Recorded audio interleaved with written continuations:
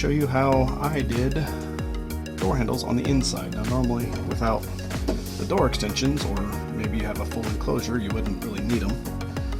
But I put the door extensions in, and even I can have a hard time reaching around the door, the extensions, to get to the door handle. Kids can't reach them at all. I have to let the kids out. So I put in, gotta do a little modification here, but I got a lever now to open the door from the inside. What I'm probably gonna do later, I gotta see to find something, is just a bigger knob to put on this, because right now it's just a little button to push, but I'll put something a little bigger, maybe some sort of knob from a cabinet or something like that. A little bit bigger, something a little bit easier to push on, but for now this gets the job done until I figure that out.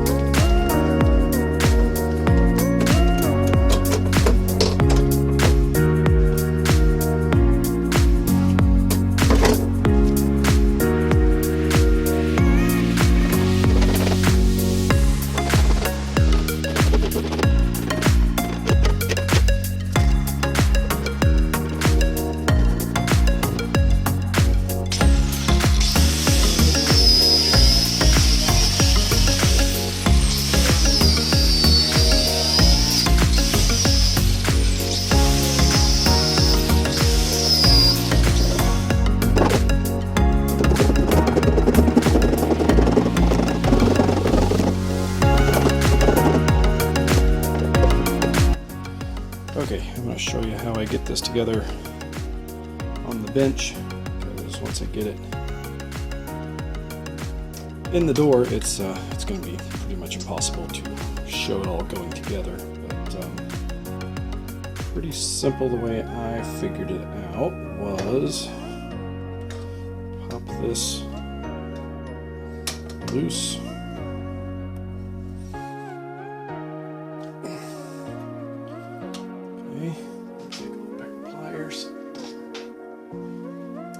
This guy out.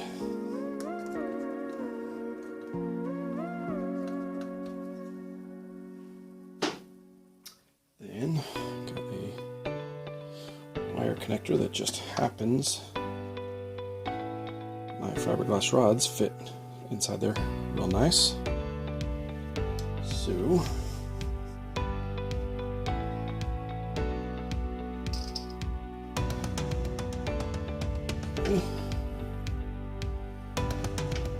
that's going to go right there.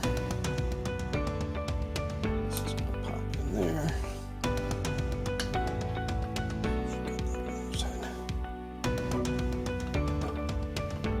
This is going to go back in.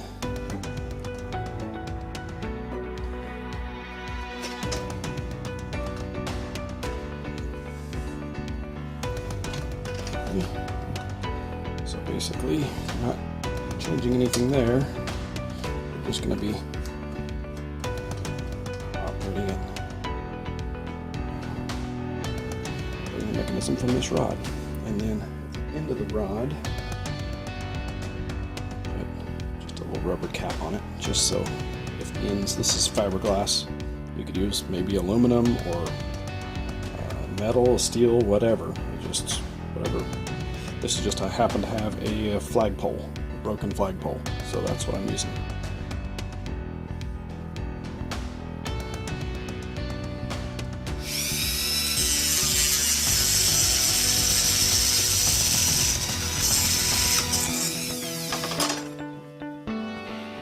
So that's there.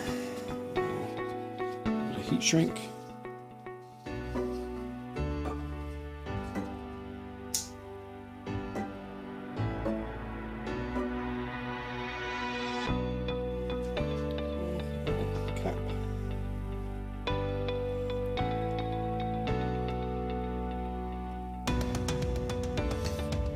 basically it could be the whole thing.